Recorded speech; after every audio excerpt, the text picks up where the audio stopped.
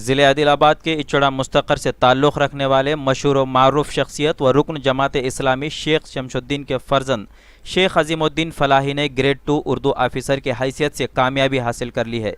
मुमकिन है कि वो पीर के रोज़ अपने ओहदे का जायज़ा आदिलाबाद दफ्तर कलेक्ट्रेट में हासिल करेंगे। शेख अजीमुद्दीन फ़लाही को रियासत तेलंगाना में ज़िले आदिलाबाद के पहले उर्दू ग्रेड 2 ऑफ़िसर का एजाज़ हासिल रहेगा।